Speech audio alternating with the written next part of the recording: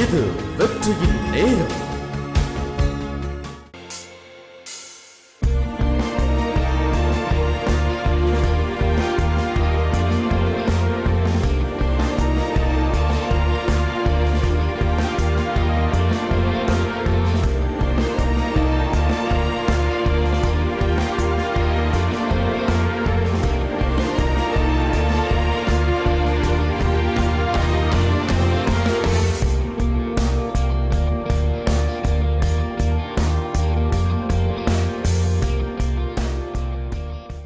வார்த்தை திரும்புவோம். யாத்ரா 3:8. அவர்களை எகிப்தின் கைக்கு விடுதலையாக்கவும் அவர்கள் இந்த தேசத்திலிருந்து நீக்கி கானானியரும் ஏத்தியரும் ஏமோரியரும் பெர்சியரும் ஏவியரும் எபூசியரும் இருக்கிற இடமாகிய பாலும் தேனும் ஓடுகிற நலம் விசாலமான தேசத்தில் கொண்டு போய் சேர்க்க நான் இறங்கினேன். அருமையானவர்களே, 430 ஆண்டுகள் அடிமைத்தனத்திலே இருந்த மக்களை விடுதலையாக்கும்படி கர்த்தர் இறங்கி வந்ததை பார்க்கிறோம். மனிதன் ஏறவில்லை, தேவன் இறங்கி வந்தார். இவையெல்லாம் சொல்ல கண் திறக்கிற சத்தியங்கள். ஏதேன் தோட்டத்திலே ஆதாம் தேவனை தேடி பரலோகத்துக்கு ஏறவில்லை. பகலின் குளிர்ச்சியான வேளையிலே தேவன் ஆதாமை தேடி தோட்டத்துக்கு இறங்கினார், உலாவினார் என்று எழுதப்பட்டிருக்கிறது. இன்றைக்கு அதே மக்கள் கடவுளை தேடுறதுக்கு என்ன செய்வோம்னு சொல்லி புண்ணிய சேத்திரங்களுக்கு ஓடி அலைகிறார்கள். கடவுள் அருமையான நம்மை தேடி வருகிற கடவுள் இறங்கி வந்தான்னு எழுதப்பட்டிருக்கிறது. இஸ்ரவேல் எல்லாரும் சேர்ந்து ஏணி வச்சு மேலே ஏற முடியாது. இன்றைக்கும் தேவனை தேடுகிற முயற்சிகளை அருமையானவர்களை நாம் கைவிட்டு விட்டு இறங்கி வந்திருக்கிற அந்த கர்த்தரை நேசிப்பதற்கு நாம் கற்றுக்கொள்ள வேண்டும். நான் 3 மணிக்கு எழும்பி ஜெபம் பண்ணாக்கும், நான் 7 நாள் தண்ணி குடிக்காமல் இருந்தானாக்கும். வாய் மூடுங்க, கர்த்தரை பற்றி உங்களுக்கு சரியாக தெரியல. ஆசீர்வாதங்களை பெற்றுக்கொள்வது கடினம், நம்ம முயற்சி இல்லை. இது அருமையானவர்களே, தேவனே இறங்கி வந்தார் எழுதப்பட்டிருக்கிறது. அவர் இறங்கி வந்தால் ஒழிய இஸ்ரவேலருக்கு எந்த மீட்பும் கிடையாது. தேவன் கல்வாரி சிலுவையில் இறங்கவில்லை என்றால் நமக்கு இன்றைக்கு எந்த நம்பிக்கையும் கிடையாது என்பதை தெரிந்து கொள்ளுங்கள். அதனுடைய கிறிஸ்தவ விஜயத்தின் அஸ்திவாரம் இறங்கி வந்த அந்த கர்த்தருடைய அன்பு, இரக்கம், கருணை, காருண்யம். இதை மனதை திறந்து அருமையான பார்த்து இரவும் போலும் கர்த்தரை துதிக்க ஆரம்பிப்போமானால் இன்றைக்கு இருக்க பிரச்சனைலாம் சீக்கிரமாக என்ன செய்யும், மறைந்து போகும் என்பதை தெரிந்து கொள்ளுங்கள். ஆகவே மனித முயற்சி அருமையான கிறிஸ்தவ ஜீவியத்திலே அது ஒன்றுக்கு உதவாது என்பதை தெரிந்து கொள்ளுங்கள். இவளை நாங்கள் பல ஆண்டுகள் வீணாக்கிட்டு இன்றைக்கு இவையெல்லாம் அருமையான கண் திறந்து பார்த்து கொண்டு இருக்கிறோம். உங்களுக்கு முன்கூட்டியே சொல்கிறோம், நான் சொல்கிறேன். கிறிஸ்தவ ஜீவம் என்பது கிறிஸ்துவை சுற்றி சுழலுகிறது, தேவனை சுற்றி சுழலுகிறது. நம்முடைய முயற்சிகள் கிடையாது. இன்றைக்கு அஞ்ஞான மார்க்கங்களுக்கு நமக்குள்ள பெருத்த வித்தியாசம் என்னன்னு கேட்டால், அவனுக்கு எல்லாம் அவனுடைய மாம்சீகமான முயற்சி தான். அதில் தான் அவங்க தேவனை தேடிக்கொண்டிருக்கிறார்கள், கண்டுபிடிக்கவில்லை இது வரைக்கும். நாம் அதே முயற்சியில் இறங்குவோன்னு சொன்னால் ஒரு நாளும் கண்டுபிடிக்க மாட்டோம். தேவ கிருபை அருமையால் கிட்டாது. இது நம்முடைய கிரியைகள் கிடையாது, நம்முடைய பெர்ஃபார்மன்ஸ் கிடையாது. அவருடைய கிருபை, இரக்கம், காருண்யம். இஸ்ரவேல் ஜனங்கள் யார், தேவன் யார்? கோடாவுடி மயிலுக்கு அந்த பக்கம் வாசம் பண்ணுகிற மகாபெரிய உன்னதமான தேவன் அவனை தேடி உதவி செய்யும்படி இறங்கி வந்தார். இன்றைக்கும் நான் கர்த்தர், நான் மாறாதவர். இயேசு கிறிஸ்து நேற்றும் என்றும் என்றும் மாறாதவர். நம்முடைய பிரச்சனை இல்லை, அருமையால் உதவி செய்யும்படி அவரே இறங்கி வர விருப்பமாக இருக்கிறார் என்பதை புரிந்து கொள்ளும்போது இந்த கர்த்தரை இறக்கிறதுக்கு நம்ம என்ன செய்வோம்ங்கிற அந்த முயற்சியை நம்ம என்ன செய்கிறோம், விட்டுருவோம். அறிவு, சத்தியத்தை அறிவீர்கள், அந்த அறிவு உங்களை என்ன செய்யும், விடுதலை ஆக்கும். ஆண்டவரை மாற்றுறது கடுசு பிரதர், ரொம்ப கஷ்டம் பிரதர். அவரை மாற்றணும், வேஸ்ட்டு. அவரை ஒருவர் மாற்ற வேண்டிய அவசியம் இல்லை. அவர் இரக்கமும் மன ஒருக்கமும் நீடிய சாந்தமும் மிகுந்த கிருபையும் உள்ளவர் என்று எழுதப்பட்டிருக்கிறது. இதை இந்த மனது புரிந்து கொள்ள வேண்டியது மிக மிக அவசியமாக இருக்கிறது. கஷ்டமான நேரங்களில் இந்த மனது அதை எடுத்துக்கொள்ள மறுக்கிறது, அதான் விஷயம். மனுஷன் அப்படி தான் பிறந்திருக்கான். அவனுடைய டிராபேக் அதுதான் தெரிந்து கொள்ளுங்கள். சத்தியத்தை அறிந்து கொள்ள முடியாதபடி இந்த மனது அருமையானவர்களே சபலப்படுகிறது. ஆகவே அருமையான கர்த்தரை மாற்றுறது கடுசு. இதுவரைக்கும் அவர் உதவி செய்யலையே, இல்லை உதவி செய்திருக்கிறார். இஸ்ரவேல் ஜனங்களுக்கு உதவி செய்யும்படி இறங்கி வந்தார். நமக்கு உதவி செய்யும்படி கல்வாரியில் என்ன செய்தார், இறங்கினார். பாவத்தை மன்னித்தார், சமாதானத்தை கொடுத்தார், நரகத்திலிருந்து உங்களை தூக்கினார், பரலோகத்துக்கு டிக்கெட்டை கொடுத்தார். எல்லாம் அந்த உதவிகளுக்காக கரங்களை ஊற்றி கத்தை சோதரிப்போம். அங்கே ஆரம்பிக்கணும் ஜபம். இவைகளை கர்த்தர்னு கற்றுக் கொடுத்தார். ஜபம் இன்னைக்கு இருக்கிற தற்காலிக பிரச்சனை மையமாக வைத்து ஆரம்பிக்கக்கூடாது, கடந்த காலத்தில் ஆரம்பிக்க வேணும். இந்த வேதத்தை இப்படியே நான் உருட்டி பார்த்தேன். ஜபித்த எல்லா பக்தர்களும் அருமையான எல்லாம் கடந்த காலத்துல தான் ஆரம்பிக்கிறாங்க. ஆபிரகாம், ஈசாக்கு, யாக்கோபின் தேவனேன்னு சொல்கிறாங்க. இவன் இருக்கிறது ஆயிரக்கணக்கான வருஷத்துக்கு பின்னால் இருக்கான். ஆபிரகாம் மரிச்சு போயிட்டாரு. ஆனால் இவன் ஜபத்தை ஆரம்பிக்கும் பொழுது ஆபிரகாமில் ஆரம்பிக்கான். ஏன்னா அங்கே கர்த்தர் ஏதோ ஒரு பெரிய காரியத்தை அருமையான வாக்கு பண்ணியிருக்கிறார், செய்திருக்கிறார் இவனுக்காக. அதை நினைச்சு அருமையானவர்களே அதை கர்த்தருக்கு ஞாபகம் ஊட்டுகிறான் பாருங்க. அப்படித்தான் ஆதி பக்தர் எல்லாரும் ஜெபிச்சிருக்காங்க. யாரும் இவங்க பிரச்சனையை வந்து ரொம்ப தூக்கி மேலே அது கர்த்தருக்கு ஞாபகப்படுத்தவில்லை. இன்றைக்கு நம்முடைய வீழ்ச்சி என்னன்னா, பிரச்சனையிலேயே கர்த்தருக்கு என்ன செய்யறது, ஞாபகப்படுத்துகிறது. கடந்த காலத்தை நினைக்கிறது இல்லை. கடந்த காலத்தில் கர்த்தர் நமக்காக பரலோகத்தை விட்டு இறங்கி மாட்டுக்கொட்டையில் பிறந்து சிலுவை ஏறி பாதாளம் இறங்கி இதெல்லாம் செய்திருக்கிறார். இதெல்லாம் நினைச்சு துதிச்சா ஜபங்களுக்கு நல்ல பதில் என்ன செய்யும், வரும். ஜபத்தை குறித்து பார்த்து கொண்டு இருக்கிறோம். ஜபங்களுக்கு அத்திபாரத்தை நான் சொல்லிக்கிட்டு இருக்கேன். ஜபத்துக்கு அத்திபாரம் உன் பிரச்சனை கிடையாது. ஜபத்துக்கு அத்திபாரம் அன்பின் தேவன், அவருடைய இரக்கம், அவருடைய கிருபை, அவருடைய காருண்யம். அன்றைக்கு இறங்கி வந்தவர் நமக்காகவும் இன்றைக்கும் இறங்கி வர அவர் ஆயத்தமாக இருக்கிறார். அவர் நல்லவர், இரக்கமுள்ளவர் என்பதை மனதிலே நிறைக்க வேண்டியது அவசியமாக இருக்கிறது. பிரச்சனை நெருக்கும் போது அப்படி அன்பை குறித்த பாருங்கள், ஒரு தெளிவில்லாத ஒரு நிலை இந்த மனதிலே வருகிறதை நாம் பார்க்கிறோம். அதுதான் ஜெயிக்கணும். பாருங்க அருமை தேவனுடைய பிள்ளைகளே, கிறிஸ்துவை ஏற்றுக்கொள்ளாத உங்கள் இருப்பீர்களானால் அடிமைத்தனத்தில் நீங்கள் வாழ்ந்து கொண்டிருக்கலாம். இந்த காலை வெள்ளை கர்த்தர் உங்களை விடுதலையாக்க விரும்புகிறான். செய்ய வேண்டியதெல்லாம் இயேசுவே என்ற உள்ளத்துக்குள்ளே வாரும் என்று அவருக்கு அழைப்பு கொடுக்க வேண்டும். அவ்விதமாக அழைப்பு கொடுத்த தேவனுடைய பிள்ளைகள் அருமையால் சாகம் வரைக்கும் ஜெபித்து வெற்றியை பெற்றுக்கொள்ளும்படி அவர்களுக்கு ஒரு சவாலை கர்த்தர் கொடுத்துருக்கிறாரு. ஜெபம் எது கர்த்தர் கொடுத்துருக்காருன்னு சொன்னால் அருமையால் வெற்றி பெறுவருக்கு. எல்லாம் சொன்ன வெற்றி பெறுவருக்கு. வாழ்நாள்லாம் கிடந்து போராடி ஒன்றும் இல்லாமல் போகிறதுக்கு இல்லை. இன்றைக்கி ஆமாம் ஜபிச்சு என்னத்தை கண்டம் போங்க அப்படின்னு சொல்லி சொல்கிறாங்க. கவனிங்க, ஏனென்றால் சோர்வு வந்துருச்சு, தப்பாக விரல் புரிந்து கொண்டிருக்கிறார்கள். ஜெபம் என்பது தேவன் விசுவாசிகளுக்கு, அவருடைய பிள்ளைகளுக்கு லாபம் ஈட்டும்படி கொடுத்திருக்கின்ற ஒரு சிலாக்கியம் என்பதை நீங்கள் தெரிந்து கொள்ளுங்கள். ஆகவே அருமையான ஜெபம் என்பது பிரச்சனையை ஞாபகப்படுத்துவது கிடையாது. பிரச்சனையை ஞாபகப்படுத்தி கொண்டே இருப்பீர்களானால் சோர்ந்து போவீர்கள். ஏனென்றால் தேவன் ஏற்கனவே நான் சொன்ன மாதிரி ஆவியாக இருக்கிறார், அவர் மாம்சம் கிடையாது. பிரச்சனைகள் மாம்சீக பிரச்சனைகள், தேவன் ஆவியாக இருக்கிறார். ஜெபம் என்பது ஒரு ஆவிக்குரிய சக்தி. இப்போ ஜெபத்தில் தேவனை தொட வேண்டுமானால் ஆவிக்குரிய ரீதியில் தான் அவர் என்ன செய்ய வேண்டும், தொட வேண்டும். நம்முடைய மாம்சீகமான அப்பாவை தொடும்போது வெறும் பிரச்சனை அடிப்படையில் வருகிறோம். காரணம் அவர் ஒரு மாம்சம், இது மாம்சீகமான பிரச்சனைகள். இங்கே சரியாக போகுது பாருங்கள், கண்ணீர் கம்பலை நீங்கள் அழுதீங்கன்னா அவரும் சேர்ந்து அழுகுறாரு. ஆனால் திட்டமான தெரிந்து கொள்ளும் தேவனுடைய பிள்ளைகளை, இப்போ நீங்கள் அழுதீங்கன்னா ஆண்டவரும் சேர்ந்து உங்களோட செய்ய மாட்டார், அழமாட்டார். அவரும் சேர்ந்து அழுதாருன்னா அப்புறம் பரலோகமே அழுது போயிடும். அவ்வளவுதான், பரலோகம் பரலோகமாக போயிடும். ஆகவே அருமையான மாம்ச தகப்பன் கொஞ்சம் வித்தியாசம். இவர் ஆவிக்குரியவர் என்பதை தெரிந்து கொள்ளுங்கள். சர்வ வல்லவர், வானத்திலும் பூமியிலும் பெரியவர், மகா பெரிய வல்லவன் என்பதை நீங்கள் தெரிந்து கொள்ளுங்கள். அவரை பீட் பண்ணுறதுக்கு இந்த உலகத்தில் எதுவுமே கிடையாது. பாருங்கள், மகா பெரிய ஐஸ்வர்ய சம்பன்னன், மகா வல்லவன், யுத்தத்திலே வல்லவர் என்று எழுதப்பட்டிருக்கு. சர்வ வல்லவர். ஆபிரகாம் கர்த்தர் சொல்லும் பொழுது, நான் சர்வ வல்லமை உள்ள கர்த்தர், நீ எனக்கு முன்பாக மென்மையாக நடந்து கொள்ளுன்னு கர்த்தர் சொன்னார். சர்வ வல்லமைன்னு சொன்னால் அதுக்கு மேலே வேற ஒன்றும் கிடையாது. அவர் தான் டாப் மோஸ்ட். கவனிங்கள், அப்படிப்பட்ட தேவன் தான் இந்த பூலோகத்திலே மாட்டுக்கொட்டைக்கு நமக்காக இறங்கி வந்தார். இப்போ தேவனுடைய மக்கள் மாட்டுக்கொட்டையில் இறங்கி வந்த அந்த கர்த்தர் மூலமாக ரட்சிக்கப்பட்டிருக்கிறோம். ஆனால் மனதில் ஜெபத்துக்கு பதில் வரணும்னு சொன்னால் மாட்டுக்கொட்டையில் இறங்கின அந்த கர்த்தரையே மனதில் நீ வச்சுட்டு இருப்பேன்னா உனக்கு நல்ல வெற்றி கிட்டாது, நல்ல வெற்றி கிட்டாது.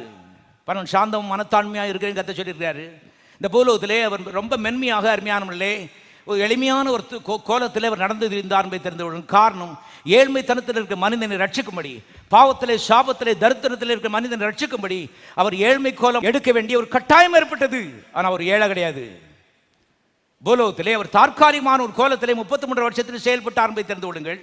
இப்போ ஜெயம் வரணும்னா எல்லா பிசாசுகளை காட்டிலும், பேய்களை காட்டிலும், இந்த உலகத்திற்கு எந்த மனுஷனை காட்டிலும் அவர் மகாபெரிய ராஜாதி ராஜா என்கிற ஒரு எண்ணம் நம்முடைய மனதிலே வரும் பொழுதுதான் ஜெபத்திற்கு துரிதமான பதில் வரும். அவர் ஒரு ஐயோ பாவம் நினச்சிக்கிட்டு நம்மளும் கொண்டு நம்முடைய பாவத்தில் கஷ்டத்தெல்லாம் கொண்டு அவர்கிட்ட கொட்டிக்கிட்டு 2 பேரும் சேர்ந்து அழுதுட்டு இருப்போம்னு சொன்னால் அது ஜெபம் கிடையாது. என்னுடைய பிள்ளைகளே, அவர் உங்களோட சேர்ந்து அழுதுட்டு இருந்தார்னா எந்த பேய் எந்த பிசாசை ஜெயிக்க போகிறார்?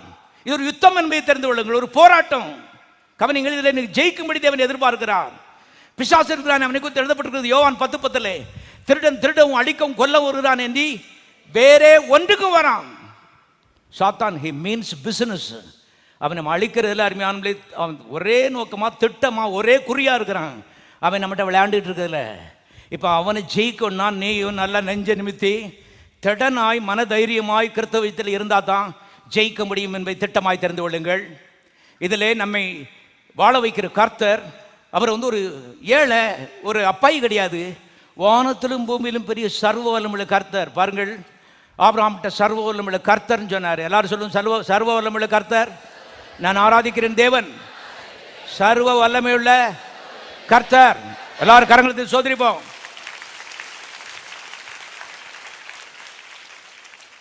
வாசிக்கலாம். வெளிப்படுத்தின விசேஷம் 19வது அதிகாரம் 11. பின்பு பரலோகம் திறந்திருக்க கண்டேன், இதோ ஒரு வெள்ளை குதிரை காணப்பட்டது.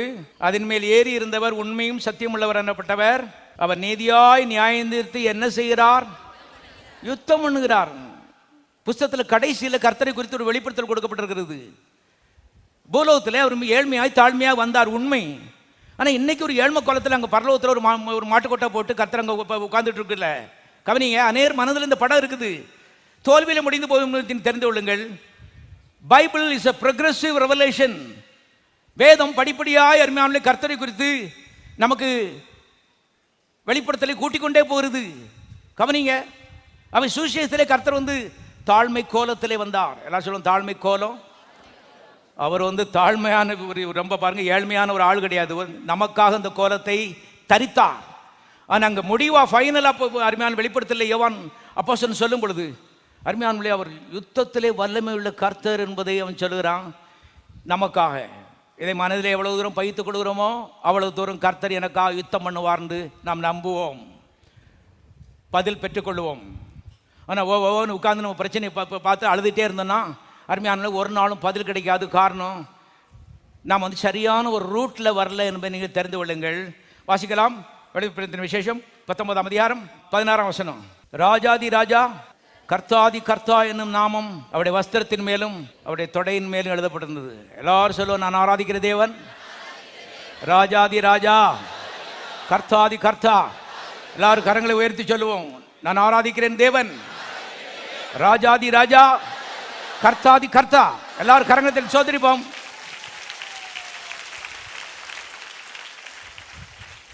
இந்த படம் உங்களுக்கு உதவி செய்யும். அதான் நான் சொல்றேன். காரணம், நீங்கள் ஒரு யுத்தத்தில் இருக்கிறீர்கள், போராட்டத்தில் இருக்கிறீர்கள். உங்களை எதிராளி அவன் பொல்லாதவன். அவனை குறித்து யோவான் 8:44 வாசிக்கிறோம். அவன் ஆதி முதல் மனுஷ கொலைபாதகன் என்று எழுதப்பட்டிருக்கிறது. Not playing games. பாருங்க, நம்மகிட்ட தொட்டு பிடிச்சி விளையாண்டுட்டு இருக்கல. ஆதி முதல் மனுஷ கொலைபாதகன். எல்லா பிரச்சனைக்கும் அவன் தான் காரணம். பின்னால் அவன் இருக்கிறான். அவன் சீரியஸாக இருக்கிறான். அந்த பிரச்சனை உன்னை விட்டு மாறவே கூடாதுங்கிறது அவனுடைய தீர்மானம். இப்போ நீ என்ன செய்ய போற? அதான் கேள்வி. கர்த்தர் சொல்றார், இருக்காங்கிற உணர்ந்து கொண்டு நல்ல தைரியமாய் மனதைரியமாய் அருமையானவர்களே மனதை தைரியத்தினால் நிரப்பி கர்த்தர் சமூகத்தில் வரும்பொழுது ராஜாதி ராஜாவுடைய உதவியினால நான் அவனை என்ன செய்ய போறேன்? முறியடிக்க போகிறேன். அவர் யுத்தத்திலே வல்லமையுள்ள கர்த்தர். இந்த நிலை வரும்பொழுது மாற்றங்களை காண்பாய். ஓன்னு போட்டு கர்த்தர் சமூகத்தில் கண்ணீர் விட்டுட்டு இருக்கிறது. இது வெறும் கண்ணீர் பிசினஸ் இல்லை. ஏன்னா அவன் கண்ணீருக்கு பயப்பட மாட்டான். கர்த்தர் உன்னை கண்ணீர் விட வைக்கவில்லை. இப்போ கண்ணீர் விடுறதுனால ஒரு லாபமும் இல்லை. அருமையான ஆவிக்குரிய ஆயுதங்களை கரத்தில் எடுக்க வேண்டியது அவசியமாக இருக்கிறது. நாம் ஆவிக்குரியவர்கள். தேவன் ஒரு ஆவி, பிசாசு ஒரு ஆவி, மனிதனும் ஒரு ஆவி. இப்போ கர்த்தர் சொல்றாரு, ஆவிக்குரிய ஆயுதத்தை கரத்தில் எடு. நான் உங்களுக்கு சொல்லுகிற வசனங்கள் ஆவியாயும் ஜீவனுமாய் என்ன செய்யறது இருக்கிறது. அதுக்கு பிசாசு பயப்படுறான். யோவான் 6:63 விதமாக இயேசுநாதர் சொன்னார், நான் உங்களுக்கு சொல்லுகிற வசனங்கள் அது ஒரு ஆவிக்குரிய ஒரு ஆயுதம். இப்போ அவனை மடங்கடிக்கணும்னா ஜபத்தில் வரும்பொழுது அருமையால் தேவனுடைய வார்த்தைகளை வாயில் எடுக்கணும், மனதில் எடுக்கணும், காதில் எடுக்கணும். இவ்விதமாக வர வேணும். ஜபான்னு சொல்கிறது தேவன் மாத்திரம் அதில் சம்பந்தப்படவில்லை. தேவனும் இருக்கிறார், பிசாசும் இருக்கிறது, நீயும் இருக்கிற. தேவ தூதர்கள் இருக்கிறார்கள், பிசாசின் ஆவிகளும் இருக்கிறது. இவைகள் எல்லாம் கவனித்து கொண்டிருக்கிற திட்டமாக நீங்கள் திறந்து கொள்ளுங்கள். ஜபானோடனே நானும் நம்ம கர்த்தர் தான், என்கிட்ட நிறையா பிரச்சனை இருக்குது, அவற்றொன்று கொட்டணும். சரி, அருமையான கிறிஸ்தவ உலகம் அநேக காரியங்களை கற்றுக்கொள்ளவில்லை என்பதை தெரிந்து கொள்ளுங்கள். ஒரு ஆவி உலகத்தை அருமையான கர்த்தருடைய ஆவியான மனதிலே கொண்டு வர வேண்டியது அவசியமாக இருக்கிறது. சில காரியங்கள்லாம் சத்துருடைய ஆவிகளும் அருமையான கவனித்துக் கொண்டே இருக்கிறது. காரணம், நம்முடைய ஜபத்துக்கு பதில் வந்துட்டுனா அவனுக்கு தோல்வி. நம்முடைய ஜபத்துக்கு பதில் வந்துட்டுனா தேவனுக்கு வெற்றி. கவனியுங்கள். ஆகவே பரலோகத்தின் தேவதூதர் ஒரு பக்கமாக நிற்காங்க, பாதாளத்தின் ஆவிகள் இன்னொரு பக்கம் நிச்சயது நிற்குது. இவளெல்லாம் நிற்கும் பொழுது நீ மத்தியில் நிற்க. கர்த்தருடைய ஆவியார் இந்த படத்தை நம்முடைய மனதிலே நல்ல தெளிவாய் நிறுத்துவாராக. ஏதோ நான் ஒரு பாவம், நான் மாத்திரம் தனியாக இருக்கேன். ஆவி உலகம் உன்னை கவனித்துக் கொண்டிருக்கிறது. நீ ஒரு ஆவிக்குரியவன். உன்னுடைய ஜெபம் ஆவி உலகத்தில் ரொம்ப முக்கியத்துவம் வாய்ந்தது. இப்போ ஜெயிக்கணும்னா அருமையான பாருங்கள், ஆவிக்குரிய ஆயுதத்தை எடுக்கணும். அது தேவனுடைய வார்த்தை என்பதை தெரிந்து கொள்ளுங்கள். நிறையா அந்த பைபிள் புஸ்தகம் நம்ம வீட்டில் இருக்கிறனால இது என்னங்கிறது நமக்கு தெரியல, இதனுடைய வேல்யூ நமக்கு தெரியல. ஆனால் பிசாசுக்கு நல்லா தெரியும் இது என்னன்னு. இப்போ உனக்கு தெரிஞ்சுன்னா இதை தவிர வேற எதையும் வாயில் நினைச்சக்கூடாது, வைக்கக்கூடாது ஜெபத்தில் வரும் பொழுது. அதான் கர்த்தர் சொல்கிறாரு. கண்ட பிரச்சனையும் பாரு, 3/4 மணி நேரம் ஜெபிச்சேன், 1 மணி நேரம் ஜெபிச்சேன்னு சொல்லி ஒன்றுக்கு உதவாத வார்த்தையிலே கர்த்தர் சமூகத்தில் வந்து கொட்டுறது இல்லை. என்னுடைய பிள்ளைகளே, ஞானமுள்ளவர்களாக எழுதப்பட்டிருக்கிறது. எத்தனை பேர் வெற்றி பெற விரும்புகிறீர்கள் ஜெபத்திலே? பாருங்கள், எத்தனை பேர் ஜெபிக்க விரும்புகிறீர்கள் நான் கேட்கல. எத்தனை பேர் ஜெபத்திலே வெற்றி பெற விரும்புகிறீர்கள்?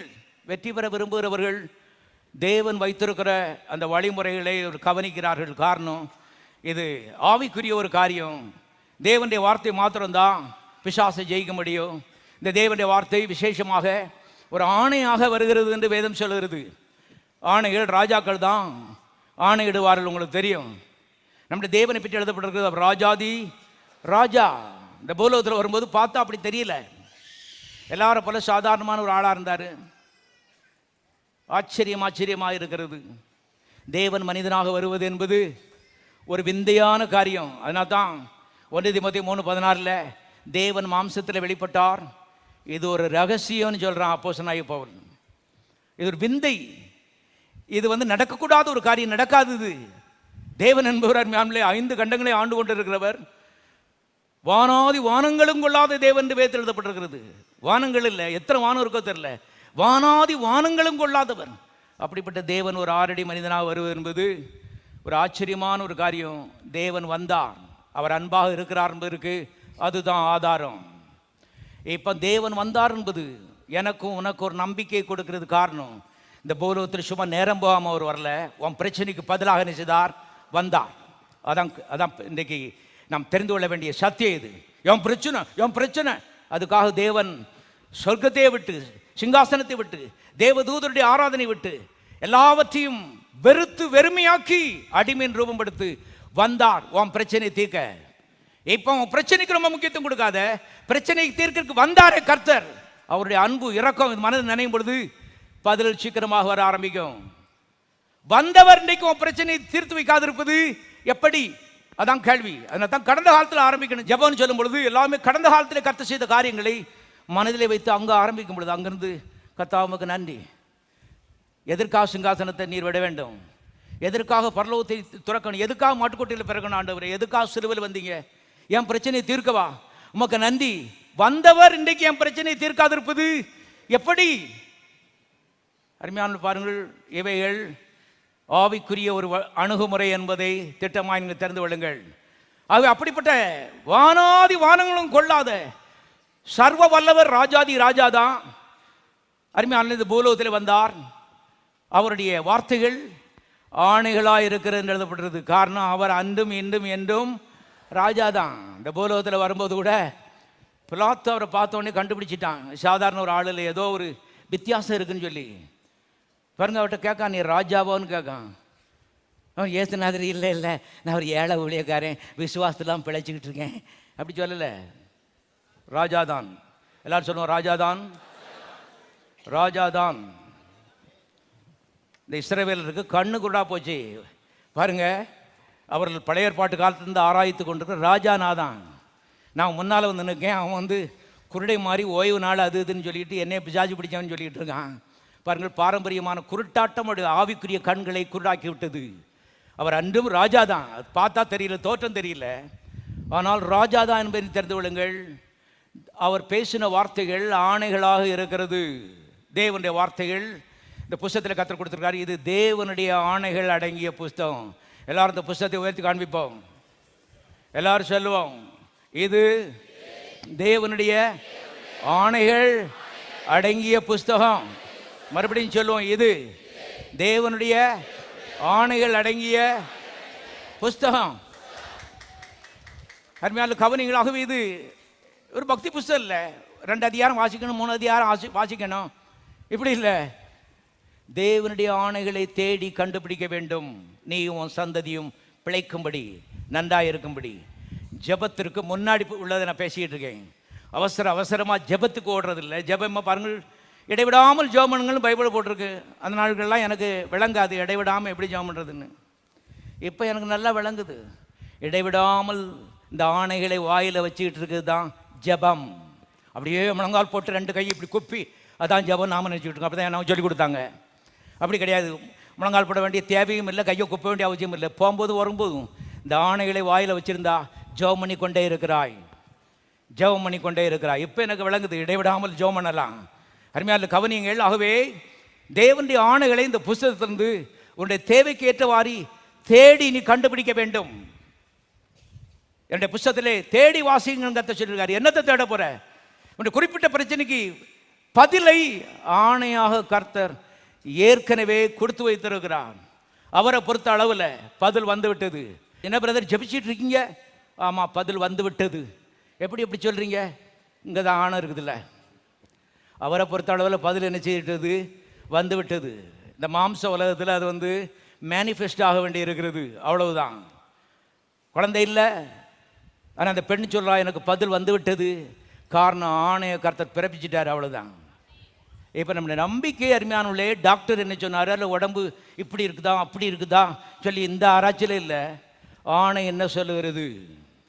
இதை நம்பித்தான் அருமையானவர்களே நாம் பிழைக்கும்படி அழைக்கப்பட்டிருக்கிறோம். அதான் வேதம் சொல்கிறது, மனுஷன் அப்பத்தினாலே மாத்திரமல்ல தேவன் வாய்ந்து புறப்படுகிற ஒவ்வொரு வார்த்தையினாலும் பிழைப்பான் வாழ்வான். இதுதான் வாழ்வு, இதுதான் ஆவிக்குரிய வாழ்வு. இதற்கு வெளியே ஒரு வாழ்வு இல்லை. பலவிதமாக கிறிஸ்தவ ஜீவியத்தை இன்றைக்கு மக்கள் நம்பிக்கொண்டிருக்கிறார்கள். இதுதான் வாழ்வு என்பதை தெரிந்து கொள்ளுங்கள். தேவனுடைய ஆணையை நம்பி அருமையான இந்த பூலோகத்திலே வாழ்வது. எதிர்ப்புகள் இருக்கலாம், உடனே மறையாமல் இருக்கலாம். ஆனால் அந்த மனுஷன் மனதிலும் வாயிலும் அருமையானே தேவனுடைய ஆணை நிறுத்தி வைத்திருக்கிறான். அவனுக்கு தெரியும் ஆணைகள் ஒரு நாளும் பொய்த்து போகாது. பூமிக்குரிய ராஜாக்களே அருமையானே ஆணைக்காக இருப்பார்கள். எதா இருந்தாலும் சரி, ஆணையிட்டுட்டான்னா அது கண்டிப்பாக நிறைவேற்றி தீர வேண்டும் என்பது எல்லா ராஜாக்களுடைய நினைவு. குடியாரப்பைய அஞ்ஞானிகள், தேவனை அறியாதவர்கள், அவர்கள் கூட ஆணையிட்டுட்டாங்கன்னு சொன்னால் அந்த ஆணைக்கு உண்மையாக இருந்தால் காரணம் ராஜாங்கிற அந்த கௌரவத்தோடு ஒட்டி கொண்டிருக்கிற அந்த ஆணையை முறிச்சிட்டான்னா அவன் ராஜாவே கிடையாது, தகுதி இல்லை. கவனிங்கள், நம்முடைய தேவன் ராஜாதி ராஜா ஆணைகளை நமக்காக கொடுத்திருக்கிறார். எந்தெந்த ரீதியில் நமக்கு பிரச்சனை வரும் என்பதை அறிந்து கர்த்தர் ஏற்கனவே ஆணைகளை கொடுத்திருக்கிறார். இதை கண்டுபிடிச்சு அருமையான ஒரே வைராக்கியமாக சூழ்நிலையில் சில சமயங்களில் மாறுறதில்லை. அதனால சத்துரு அருமையான பாருங்கள், அது நிறைவேறாதுன்னு அவன் சொல்லிட்டு பேசிக்கிட்டே இருக்கான். எல்லாம் சூழ்நிலையின் மூலமாக வேதனைகள், வியாதிகள், கண்ணால் பார்க்குற சில காரியங்கள், இவைகள் மூலமாக தான் பிசாசு பேசுகிறான். பிசாசு எப்படி சத்தம் கொடுக்குறான்? கவனிங்கள், ஃபீலிங்ஸு, சில உணர்ச்சிகள், பார்க்குற அந்த சைட்டு, இது காட்சிகள், இதை வச்சு தான் பிசாசு சத்தம் கொடுக்குறான். இது வலுவாக இருக்கிறது. தாயின் வயிற்றில் பிறந்த மனிதனுடைய சுபாவம் இது. ஆகவே இவைகள் கர்த்தருடைய வார்த்தைக்கு விரோதமாக போரிட்டு கொண்டிருக்கிறது. நம்ம குடிக்க மாட்டோம், வெறிக்க மாட்டோம். இப்போ இந்த ஆணையின் பக்கமாக இருக்கிறோமா அல்லது கண்ணால் பார்க்குற இந்த காட்சியின் பக்கமாக இருக்கிறோமா? உடம்புல வலி, அந்த சிம்டம்ஸ், அறிகுறிகள் மாறவில்லை, அதன் பக்கமாக தான் நம்ம நின்றுட்டு இருக்கோமா? எதன் பக்கமாக இருக்கிறோம்? இதை பொறுத்து தான் அருமையான நம்ம ஆவிக்குரியவர்களா மாம்சத்துக்குரியவர்களா என்பதை நாம் கண்டுபிடிக்கலாம். மாம்சத்துக்குரியவன் உபச்சாரம் செய்வான், வேசித்தனம் பண்ணுவாங்க, கிடையாது. அப்படி இந்த மாம்சத்துக்குரியவர் இந்த கண்ணால் பார்க்கறது, கையால் தொடுறது, இதுக்கு அளவுக்கு மீறி முக்கியத்துவம் கொடுத்து தேவனுடைய வார்த்தையை அருமையான அவங்க நம்ப மறுக்கிறார்கள். ஆனால் ஆவிக்குரியவன் இதெல்லாம் இருந்தாலும் ராஜாதி ராஜா போட்ட ஆணை இன்னைக்கு இல்லாட்டா நாளை கண்டிப்பாக என்ன செய்யும்? நிறைவேறும். அதை வச்சு பேசுகிறான். அவன் பேச்சு அபிதமாக அதன் அடிப்படையில் இருக்கிறது. அதை விட்டு மாறுறதுக்கு மறுக்கிறான். இப்போ யாரோ ரொம்ப நெருங்கினவங்க வராங்க, அவங்ககிட்ட இவங்க கஷ்டத்தெல்லாம் கொட்டிவிட வேண்டும் என்று இந்த மாம்சம் சொல்லுகிறது. ஆனால் அவன் ஆவிக்குரியவன், அவன் சொல்கிறான் ராஜாதி ராஜாவுடைய ஆணைக்கு விரோதமாக நினைச்சக்கூடாது, பேசக்கூடாது. ஆமாம், அங்கே வலிக்குது, இங்கே வலிக்குது, எனக்கு அந்த தேவை, இந்த தேவை, ஷடாப். கவனிங்கள், காரணம் தேவனுடைய ஆணை எங்கே இருக்கிறது? நாளைக்கு என் ஜெபத்துக்கு பதில் இல்லாமல் போயிடக்கூடாது. இன்றைக்கு மாறி பேசினேன்னு சொன்னால் நாளைக்கு ஜெபத்துக்கு பதில் வராது. ஆழமான விஷயங்கள் நமக்கு தெரிந்து கொள். ஜெபங்கிறது சும்மா நம்ம கஷ்டங்கள்லாம் கொட்டுறது கிடையாது. மனிதன் அருமையானவர்களை பாருங்கள், ஒரு மாற்றம் அவனுடைய மனதிலே, வாயிலே, காதிலே இவள் வரும் பொழுது ஒரு இடத்துல நிற்கிறான், கஷ்டமாக தான் இருக்குது. ஆனால் அற்ப மனுஷர்கிட்ட போய் என் பிரச்சனை இல்லான்னு சொன்னேன்னு சொன்னால், சர்வ வல்லவருடைய ஆணையை நான் என்ன செய்கிறேன், நிராகரிக்கிறேன், பொய் என்று சொல்லி கொண்டிருக்கிறேன். அதுக்கப்புறம் ஆண்டவர்கிட்ட ஆண்டவரே நீங்களுக்கு பதில் கொடுக்கணும்னு சொல்கிறேன். எல்லாம் ஒன்று கொண்டு மாறுபாடாக இருக்கிறது. அதுதான் எண்ணங்கள், பேச்சு எல்லாம் ஒரே லைனில். கர்த்தருடைய ஆணை எது, அந்த பக்கமாக நிற்க போகிறேன். 4 பேருடைய பரிதாபம் எனக்கு தேவையில்லை. இவங்க எனக்கு ஒன்றும் செய்ய போகிறதில்லை. முடிவாக இந்த சர்வவல்லவர் மாத்திரம்தான் எனக்கு உதவி செய்ய முடியும். அவை பிரியப்படுத்திக் கொண்டே போகிற ஒரு நிலை, ஒரு ஆயத்தம். கவனிங்க, நாளைக்கு பதில் வர்றதுக்கு இன்னைக்கு ஒரு ஆயத்தம். அது என்ன? வாய் கட்டுப்பாடு. யாருடைய பிரதாபம் எனக்கு தேவையில்லை, ஆணையின் பக்கமான நிற்க போறேன். எத்தனை பேர் ஜெயிக்க விரும்புகிறீர்கள்? இது கொஞ்சம் கஷ்டம். இது ஒரு முயற்சி, இது ஒரு பயிற்சி. இது சும்மா வாயில பிரசங்கம் பண்றது இல்லை. வாழ்க்கையில் இப்படிப்பட்ட இதில் வரும் பொழுது அதில் உறுதியாக அருமையானவர்களே நிற்கும் பொழுது, இப்போ பதில் பெறுவதற்கு ஆயத்தமாகி விட்டீர்கள். பதில் பெறுவதற்கு ஒரு ஆயத்தமே தேவையாக இருக்கு என்பதை தெரிந்து கொள்ளுங்கள். பாருங்கள், பெரிய பெரிய பாக்ஸர்ஸ் இருக்காங்க, அந்த குத்துச்சண்டைக்காரங்க. முகமது அலின்னு ஒரு ஆள், ஒரு பெரிய குத்துச்சண்டை வீரக்காரனாக இருந்தான். வீரன் கோடி கோடி கோடி கோடியாக சம்பாதிச்சான். பாருங்கள், அவனுடைய குத்து சண்டைகளையும் அவன் ப்ரைஸ் வாங்குறதையும் மக்கள் பார்த்தாங்க. ஆனால் நான் இன்றைக்கு ஒரு புஸ்தகத்தில் வாசித்து கொடுத்தேன், ஒரு தடவை யுத்தம் பண்ணுறதுக்கு 6 மாதம் இரவு பகலாக ஆயத்தம் பண்ணுவானாம். பாருங்க, 6 மாதம். அதுக்காக வேறு பாக்ஸர்ஸை கூப்பிட்டு அவங்களுக்கு சம்பளம் கொடுத்து ஒவ்வொரு நேரம் அவங்க பயிற்சியில் குத்துச்சண்டை போட்டு பழகிறது. அதே மாதிரி கோச்சி பாருங்க, லட்சக்கணக்கான ரூபாயில் அவனுக்கு சம்பளம் கொடுக்கணும். அவனை கூட்டு வச்சு 6 மாதம் விதமாக வச்சு அருமையான இரவு பகலாக பயிற்சி பண்ணிட்டு, அதுக்கப்புறம் ஒரு பெரிய ஆயத்தத்தோடு தான் அந்த இதில் மேடையில் அவன் நிற்கிறான். ஒரு பெரிய கான்ஃபிடென்ஸ், என்னை தோக்கடிக்க முடியாது. பாருங்கள், அப்படிப்பட்ட ரீதியில் அருமையான உலக பிரகாரமான இந்த மல்யுத்தத்துக்காகவே அவ்வளவு ஆயத்தங்கள்னு சொன்னால், ஆவிக்குரிய யுத்தத்திற்கு எவ்வளோ ஆயத்தங்கள் தேவை. கண்ட மாதிரி பேசிக்கிட்டு அருமையான பரிதாபத்தை தேடிக்கிட்டு ஜெயிக்க முடியாது தேவனுடைய பிள்ளைகளே. கவனிங்க, ஒரு பெரிய வாய் கட்டுப்பாடு தேவை. எல்லாரும் சொல்லுவோம், வாய் கட்டுப்பாடு. மற்ற பாவங்கள்லாம் செய்யாமல் இருக்குது, நல்லது. மேலான படிகளை குறித்து பேசி கொண்டிருக்கிறோம். இது அடுத்த படி. பீடியும் பொடியும் அருமையான விடுறது அது ஆரம்ப படி. அதுக்கப்புறம் இது அடுத்த படி, வளர்ச்சியான ஒரு படி, வாய் கட்டுப்பாடு. கர்த்தருடைய ஆன பக்கத்தில் நான் நிற்க போகிறேன். I am going to stand with God. தேவனோட தான் நிற்க போகிறேன். சர்வ வல்லவர். வெக்கப்பட்டு போக மாட்டேன். இன்னைக்கு இல்லாட்டா நாளைக்கு எனக்கு ஜெயம். சத்துரு வெக்கப்பட்டு போவேன்னு சொல்றான். ஆனால் வேதம் சொல்லுது, அவரை நோக்கி பார்த்து பிரகாசமடைந்தார்கள், முகங்கள் வெட்கப்படவில்லை. அவரை என்ன செய்து நோக்கி பார்த்து. எல்லாம் சொல்ல, நோக்கி பார்த்து இல்லை, பெரிய வித்தியாசம் இருக்கு என்பதை தெரிந்து கொள்ளுங்கள். அப்படி சும்மா அப்படி பார்த்துட்டு போகிறது வேற. அநேக சமயங்களில் பாருங்க, எத்தனை பேர் எங்களை பார்க்காங்க, நம்மளும் பார்க்கணும், தெரிஞ்சவங்க தான், ஆனால் பார்க்கல, உண்மையாக பார்க்கல. வேறு ஏதோ நினச்சிட்டு இப்படி என்ன செய்யிட்டோம், பார்த்துட்டு போயிட்டோம். என்ன பார்த்துட்டு பார்க்காம மாறி போயிட்டீங்க. பார்க்கவே இல்லை நான். கவனிங்க, சும்மா ஒரு அருமையானவர்களே மேலோட்டமாக இப்படி பார்க்கறது இது வெற்றி தராது. அவரை நோக்கி பார்த்து, என்னன்னு நோக்கி பார்த்து, நான் சர்வ வல்லமை உள்ள கர்த்தர், இதோ என்னால் செய்யக்கூடாத அதிசயமான காரியம் ஒன்று உண்டோ, என்னால் செய்யக்கூடாத கடினமான காரியம் ஒன்று உண்டோ, என்னோடு எதிர்த்து நிற்கக்கூடிய பிசாசுகள் எதுவும் உண்டோ, எந்த பிரச்சனை, எந்த வியாதி, எனக்கு சவால் விடுகிற எந்த ஒரு காரியம் உண்டோ. கவனிகள், அந்த கர்த்தரை அருமையானவர்களை நோக்கி பார்க்கிற நிலை இது ஒரு ஆயத்தம். முதல்ல மனதில் இப்படிப்பட்ட ஆயத்தம் வரும் பொழுது, அப்போ ஜபத்தில் வரும்போது பெரிய தைரியம் உனக்கு வந்து விடுது. கண்டிப்பாக பதில் என்ன செய்ய போகுது, வரப்போகுது. கண்டிப்பாக பதில் வரப்போகுது. அதனால தான் அடிக்கடி சொல்கிறேன், ஜபத்தை காட்டிலும் ஜப மனிதன் ரொம்ப ரொம்ப முக்கியமானவன். உலகத்திலே ரொம்ப முக்கியமானது ஒன்று தேவன், அடுத்தது மனிதன், இந்த விசுவாசி. இதுதான் ரொம்ப முக்கியம். கிறிஸ்தவ உலகம் இதை கவனிக்கவில்லை. அதான் துக்ககரமான விஷயம். மனுஷனை பற்றி, அவன் பேச்சை பற்றி, அவன் மனதை பற்றி, எண்ணங்களை பற்றி சிந்தனையே கிடையாது கிறிஸ்தவ உலகத்தில். எல்லாம் முழங்கால் நிற்கணும், கையை கொப்பணும், ராத்திரி 12 மணிக்கு ஜோம் பண்ணணும், தண்ணி குடிக்கக்கூடாது. என் ஜனங்கள் அறிவில்லாமல் சங்காரமாகிறார்கள். இது ஆழமான விஷயம் என்பதை நீங்கள் தெரிந்து கொள்ளுங்கள். ஆளு கத்த சொல்லி ஒன்னே பிடிக்க, நான் முதலாவது ஆவியை கொடுத்த, இருதயத்தை கொடுத்த, புதுசாக்கி இருக்கிறேன். இப்போ மனது, காது, வாய் எல்லாம் என்னுடைய சாயல்லே மாற வேண்டும். எப்படி மாறப்போகிறாய்?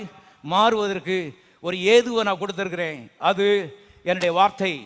இது மனிதனை மாற்றுகிறது. முதலாவது இந்த ஆணைகள். இந்த ஆணை இவனுக்குள்ள வந்த மாத்திரத்தில் இப்போ ஜபத்தில் வந்து ஆணையத்தான் என்ன செய்கிறான், சொல்கிறான். வேற எதையும் பேச மாட்டான். இருதயத்து நிறைவினால் வாய் என்ன செய்யும்? பேசும். அதை தவிர தேவன்கிட்ட பேசுறதுக்கு வேற ஒன்றும் இல்லை. என் பிரச்சனை அது தூக்கி தள்ளி வையுங்கள். அருமையானுடைய தேவனுடைய ஆணை. எல்லாரும் சொல்லுவோம் தேவனுடைய ஆணை. ஆமாம், என் பிரச்சனைன்னு சொன்னால் என்னன்னு சொன்னால், நீங்கள் உங்களுக்கு முக்கியத்துவம் கொடுத்துருக்கீங்க, உங்கள் பிரச்சனைக்கு முக்கியத்துவம் கொடுத்துருங்க. வேதம் சொல்லுது கர்த்தருக்கு முக்கியத்துவம் கொடுங்கள், அவருடைய சத்தத்திற்கும் அவருடைய ஆணைக்கு முக்கியத்துவம் கொடுங்கள். என்னை கனம் பண்ணுகிறவர்கள் நான் என்ன செய்வேன்? கனம் பண்ணுவேன். ரொம்ப வித்தியாசம். பூமிக்கும் வானத்துக்கும் எவ்வளவு வித்தியாசம் இருக்கிறதோ அவ்வளவு வித்தியாசம் என்பதை தெரிந்து கொள்ளுங்கள். மீ அண்ட் மை ப்ராப்ளம் போச்சு, அவ்வளோதான். நீ இல்லை, உன் பிரச்சனையும் இல்லை. தேவாதி தேவன் சர்வ வல்லவர், அவருடைய ஆணைகள். இதுதான் எனக்கு பெருசு. இந்த மனுஷன் நினைக்கும் போது அருமையானுள்ளே, பரலோகம் உங்களுக்காக யுத்தம் பண்ணுவதற்கு தீவிரப்படுகிறது. சத்ருவை முறியடிப்பதற்கு பரலோகத்தின் தூதர்கள் அருமையானுள்ளே அவர்கள் தீவிரப்படுகிறார்கள் என்பதை தெரிந்து கொள்ளுங்கள். பரலோகத்தை அருமையானுள்ள அசைக்கணும்னு சொன்னால் ஆவிக்குரிய வழிகளில் தான் அதை நினைச்ச முடியும், அசைக்க முடியும். ஆண்டவரே என் பிரச்சனை, என் கண்ணீர், அருமையானுள்ள அது பரலோகத்தை அசைக்காது. பரலோகம் என்பது ஒரு ஆவிக்குரிய ஒரு இடம்.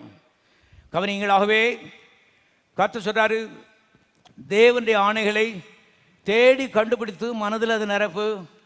ரெண்டாவது, ஜபத்தில் வரும்பொழுது தேவனுக்கு அதை நினைப்போட்டு வாசிக்கலாம். ஏசாயாவின் புஸ்தகம் 43வது அதிகாரம் 26. நாம் ஒருவருக்கொருவர் வழக்காடும்படி எனக்கு என்ன செய்? நினைப்போட்டு. நீ நீதிமானாக விளங்கும்படி உன் காரியத்தை எனக்கு சொல்லு. ஜபத்தை பற்றி கர்த்தருங்க பேசுகிறார் பாருங்க. எனக்கு நினைப்போட்டு. ஜபம் என்பது அருமையான கர்த்தருக்கு ஏதோ ஒன்று நினைப்போட்டுகிறது. நாம் தொடர்ந்து இந்த ஜபத்தை குறித்து பார்க்க போகிறோம். ஏன் நினைப்பூட்டணும்? அவருக்கு என்ன, அவர் போட்ட ஆனா அவருக்கே தெரியாதா? மறந்துட்டாரா? வந்து நம்ம போய் நினைப்பூட்டணுமா? உனக்கு அந்த ஆணை தெரியுமா? அதான் கேள்வி. தேவனுக்கு தெரியுமாங்கிற கேள்வியே கிடையாது. உனக்கு தெரியுமா? நீ அதை தூக்கி வைத்திருக்கிறாயா? அது எனக்கு உதவி செய்யும்னு நம்புகிறாயா? எல்லா பிசாசின் பிரச்சனையை காட்டு இந்த ஆணை பெரிதென்று நீ நம்புகிறாயா? நீ என்ன நினைக்கிற? உன்னுடைய மனதில் உன்னுடைய எண்ணம் என்ன? உன்னுடைய தீர்மானம் என்ன? அதை பொறுத்து தான் பதில் வரப்போகிற ஜெபத்தில். முழுசும் கடவுள் கிடையாது என்றால் இவெல்லாம் எப்படி நான் கற்றுக்கொண்டேன்னு சொன்னால், எல்லாமே கடவுள் தான். குரங்காட்டி இந்த கைத்தை பிடிச்சி இப்படி ஆட்டிக்கிட்டு இருக்காரு, அது மாதிரி கடவுள் அங்கே உட்காந்து இப்படியே ஆட்டிக்கிட்டு இருக்காருன்னு தான் நான் பல வருஷம் யோசித்துட்டு இருந்தேன். பல ஆண்டுகள் என்னமோ சிலரும் நல்லா வச்சுருக்காரு, நம்மளும் இந்த மாதிரி வச்சுருக்காரு. ரெண்டாம் வருவில் போய் அவர்கிட்ட என்ன செய்யணும்? நியாயம் கேட்கணும்னு நான் யோசித்துட்டு இருந்தேன். இது நியாயம் அங்கே போய் கேட்குறது இல்லை, நியாயத்தை இந்த புஸ்தகத்தின் இப்போ என்ன செய்யணும்? படிக்கணும். கர்த்தர் சொல்றார், நீதிமானாக நியாயவானாய் நீ விளங்கும்படி எனக்கு என்ன செய்? ஞாபகப்படுத்து. என்ன ஞாபகப்படுத்து? கர்த்தாவே உம்முடைய ஆணையை உமக்கு என்ன செய்கிறேன்? ஞாபகப்படுத்துகிறேன். என்ன செய்ய போகிற? நான் நல்ல, it's not me, not my problem. நான் என்னையும் என் பிரச்சனையும் கொண்டு வரல கர்த்தாவே. உம்முடைய வாயிலிருந்து வந்த உம்முடைய ஆணையை நான் உங்களுக்கு ஞாபகப்படுத்துகிறேன். நீர் சர்வ வல்லவனுடைய கர்த்தர், ராஜாதி ராஜா. உம்முடைய ஆணைக்கு நீர் என்ன செய்ய போகிறீர்? அதான் கேள்வி. கர்த்தர் அருமையான அசைக்கிறதுக்கு இதை காட்டில் வேற ஒன்றும் கிடையாது என்பதை திட்டமாய் நீங்கள் தெரிந்து கொள்ளுங்கள். அது வானாதி வானங்களும் கொள்ளாதவர், கடவுள் அருமையான கடந்தவர், எல்கை கடந்தவர். ஆகவே நம்முடைய மனதில் தோன்ற அந்த ஒரு வட்டத்துக்குள்ளே கர்த்தர் கொண்டு வரக்கூடாது. கவனிங்க, அவருக்கு அவரையே ஞாபகப்படுத்த வேண்டும். இன்னொன்று நான் சொல்லுகிறேன், கர்த்தர் மேல் ரட்சித்திருக்கிறார், நமக்காக அந்த பூலோகத்துக்கு வந்திருக்கிறார். பாருங்கள், மாட்டுக்கோட்டைக்கு வந்தார், சிலுவையில் ஏறினார். ஆனால் ஒன்றை நீங்கள் தெரிந்து கொள்ளுங்கள், ஜனங்கள் மேலே கர்த்தருக்கு அன்பு இருக்கிறது. ஆனால் ஒட்டுமொத்தமாக கர்த்தர் எல்லாவற்றையும் எதுக்கு செய்தார்னு சொன்னால், அவருடைய நாம மகிமைக்காக தான் கர்த்தர் அதை செய்தார் என்பதை கற்றுக்கொள்ளுங்கள்.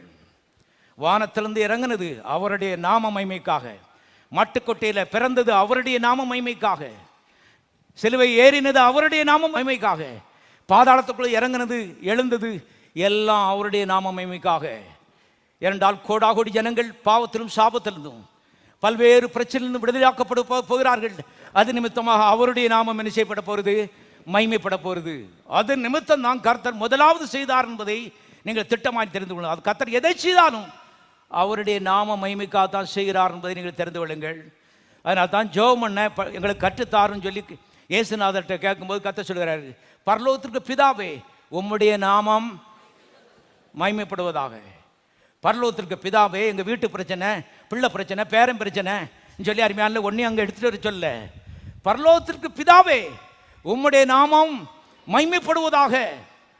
கர்த்தர் தொடுற விதங்களை கவனிங்க. அவரை வச்சே அவரை தொடுகிறார். காரணம் அவருக்காகத்தான் கர்த்தர் எல்லாவற்றையும் செய்கிறார். இந்த காலையில் நான் உங்களுக்கு சொல்கிறேன், உங்களை படைத்திருக்கிறது அவருக்காக படைத்திருக்கிறார். உங்களை ரட்சித்திருக்கிறது அவருக்காக படைத்திருக்கிறார். இன்னைக்கு உயிரோட வச்சிருக்கிறது அவருக்காக செய்திருக்கிறார், வைத்திருக்கிறார். இந்த அறிவு வரும் பொழுது பாருங்கள், நாமும் அவரும் ஒன்று, நம்முடைய பிரச்சனை அவருடைய பிரச்சனை. அந்த மாதிரி அருமையான பாருங்கள், கர்த்தரை கனப்படுத்துகிற ஒரு மனநிலை வேணும். கிறிஸ்தவத்திலானே பொதுவாக மக்களுடைய பிரச்சனைன்னு சொன்னால், என் பிரச்சனை அதை போய் 10 பேர்கிட்ட சொல்லணும், ஷேர் பண்ணணும், அங்களி போடணும் இங்களி போடணும், எல்லாரும் எனக்காக பரிதா போடணும், ஜெபிக்கணும். பதில் தான் வராது. அதான் கூத்து. பதில் தான் வராது என்றால் நம்ம தவறான ஒரு வழியில் போகிறோம். விசேஷமாக கர்த்தர் சொல்கிறாரு, மனுஷர்கிட்ட போய் கஷ்டங்களை இது நினைச்சாத, சொல்லாதே. நாசில சுவாசமுள்ள மனுஷனை நம்பாதே, நம்பப்படுவதற்கு அவன் எம்மாத்திரம். தேவனுக்கு கொடுக்குற இடத்த மனிதனுக்கு கொடுக்காதே. இவன்கிட்ட போய் சொன்னா ஜெபிப்பாரு, அவர்கிட்ட போய் சொன்னா ஜெபிப்பாரு. ஏன் அவர்கிட்ட சொன்னா பதிலே கொடுத்துருவார்ல, என்னத்துக்கு இவர் ஜெபிச்சு பதில் வரணும்?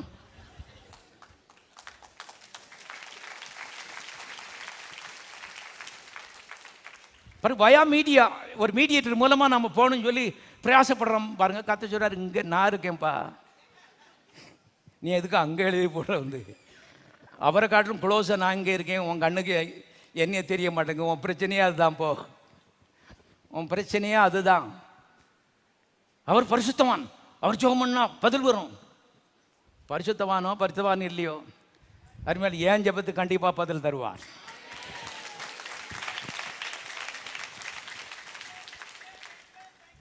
இவைகளை நாம் கற்றுக்கொள்ள வேண்டியது அவசியமாக இருக்கிறது. ஒரு சில குறிப்புகளை நான் காண்பிக்க விரும்புகின்றேன். வாசிப்போம்.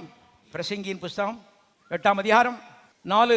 ராஜாவின் வார்த்தை எங்கேயோ அங்கே அதிகாரம் உண்டு. எல்லாரும் சொல்லும், இயேசு ராஜாவின் வார்த்தை எங்கேயோ அங்கே அதிகாரம் உண்டு. ராஜாதி ராஜாவின் வார்த்தை எங்கேயோ அங்கே அதிகாரம் உண்டு. பாருங்கள், ராஜாதி ராஜாவுடைய வார்த்தை, ஆணை, அது எங்கேயோ அங்கே அதிகாரம் இருக்கிறது. பிசாசின் மேலே, பேய்கள் மேலே, வியாதிகள் மேலே, தரித்திரத்தின் மேலே, அருமையான எல்லா பிரச்சனையின் மேலும் அதிகாரம் அருமையானே வார்த்தைக்கு இருக்கிறது. அது தேவன் ராஜாதி ராஜா. அந்த வார்த்தையை நான் நம்பி இருக்கிறேன். ஆகவே ஒரு நாள் நான் வைக்கப்பட்டு போக மாட்டேன். பாருங்கள், வாசிப்போம். இப்போ சங்கீதம் 33:9. தேவன் சொல்லாகும், அவர் கட்டளையிட நிற்கும். எல்லாரும் சொல்லும், தேவன் சொல்லாகும், அவர் கட்டளையிட நிற்கும். மறுபடியும் சொல்லு, என் தேவன் சொல்லாகும், அவர் கட்டளையிட நிற்கும். மறுபடியும் ஒரு முறை சொல்லு, என் தேவன் சொல்லாகும், அவர் கட்டளையிட நிற்கும்.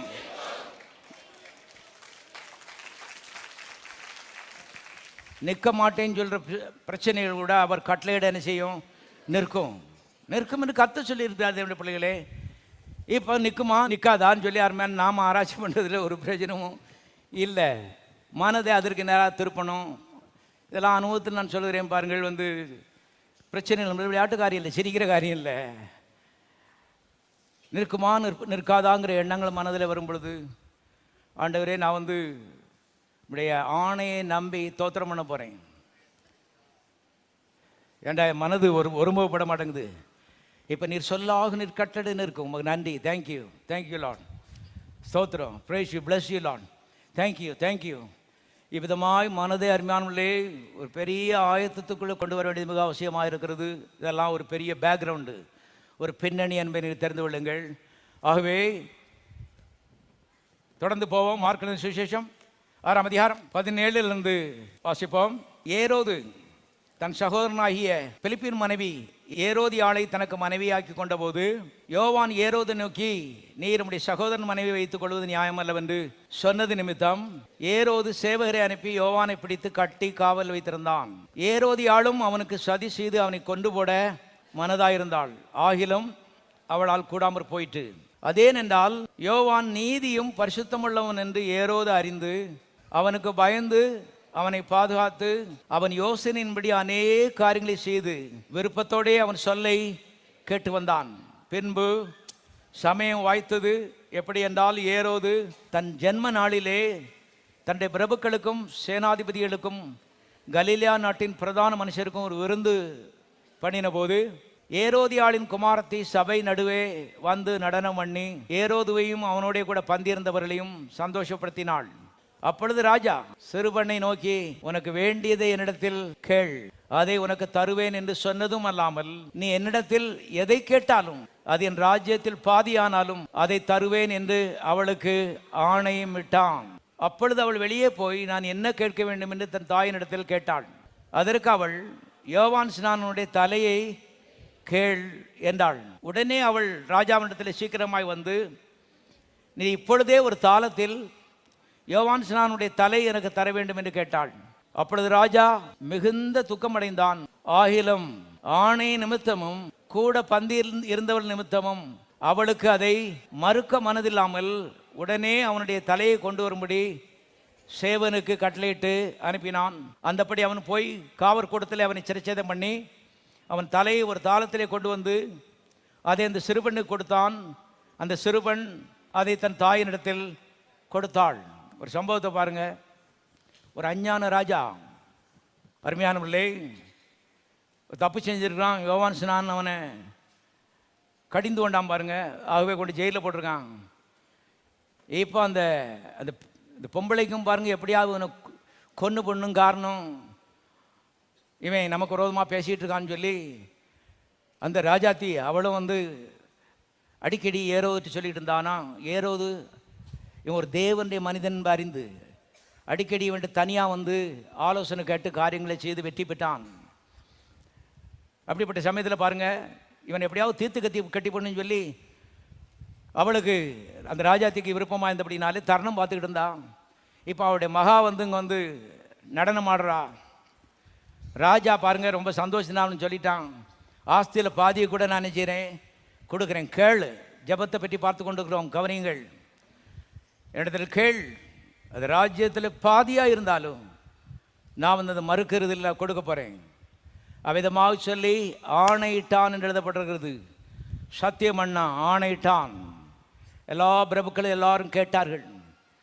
ஆனால் இவன் ஒரு தலையை கேட்பான்னு சொல்லி அவன் வந்து நினைக்கவே இல்லை பாருங்க. ஒருவேளை $10,000 கேட்பா, இல்லாட்டு $1,00,000 கேட்பான்னு சொல்லி அவன் என்ன கேட்பாளான்னு சொல்லி பார்த்துட்டு இருக்கும்போது இவன் ஓடி போய் அந்த பிசாசு மாட்டை கேட்டா பாருங்க. அந்த சின்ன பிள்ளை என்ன செய்யணும்னு அவா சொன்னான், $1,00,000 நமக்கு வேண்டாம். யோவான் ஸ்நானம் க்ளோஸ் ஆகிட்டான்னா ராஜ்யபாரத்தையே நாம் என்ன செய்யலாம், பிடிச்சிக்கலாம். சுயநலம், பிசாசுடைய சுபாவம் பாருங்க. அதனால் அவா சொன்னான், யோவான் ஸ்நானனுடைய கழுத்தை வெட்டி தலையை என்கிட்ட கொடுக்கணும், அதை சொல்லுங்க. எதிர்பார்க்கவே இல்லை ராஜா. ராஜா வந்து துக்கமடைந்தான் எழுதப்பட்டிருக்கிறது. துக்கமடைந்தான், ஆச்சரியப்பட்டான், இதனை இப்படி ஒன்று வந்து கேட்டுட்டாள்னு சொல்லி. ஆனால் அருமையான அவனுக்கு கொடுக்கறதுக்கு விருப்பம் இல்லாவிட்டாலும் உடனே சேவனை அனுப்பி கழுத்தை நினைச்சுதான் வெட்டினான். யோவான் ஸ்நானன் மேலே மிகுந்த மரியாதை வச்சுருந்தான். ஆனால் ஆணையை முறிக்க முடியாது. கவனிங்கள், ஆணை நிமித்தம் அவனுக்கு துக்கமாக இருந்தாலும் கொடுக்கறதுக்கு இஷ்டம் இல்லாட்டாலும் அவள் எதை கேட்டாலோ அதை கொடுத்தான். அன்னிருந்து இன்றைக்கு வரைக்கும் இப்படி தான் ராஜ்ய பாரங்கள் இயங்குகிறது என்பதை தெரிந்து கொள்ளுங்கள். ஆணையிடுறதும் அருமையான திரும்ப மாற்றி பேசுகிறதும் இதெல்லாம் ராஜாக்களுக்கு அழகு கிடையாது. ராஜாதி ராஜாவாகிய நம்முடைய தேவன் இதற்கு கட்டுப்பட்டவர் என்பதை நீங்கள் தெரிந்து கொள்ளுங்கள். இதற்கு கட்டுப்பட்டவர் பாருங்க, ஆணைக்கு கட்டுப்பட்டவர். சொல்லிட்டார்னா சொன்னதுதான், ஒரு நாளும் மாறவே மாட்டார். நான் கர்த்தர், நான் மாறாதவர். மல்லியா 3:6. எதிலே மாறாதவர்? ஆணையிலே மாறாதவர், சொன்ன வார்த்தையிலே மாறாதவர். நான் ராஜாதி ராஜாங்கிறதுக்கு இந்த கௌரவத்தை காப்பாற்றுறது அதுதான்.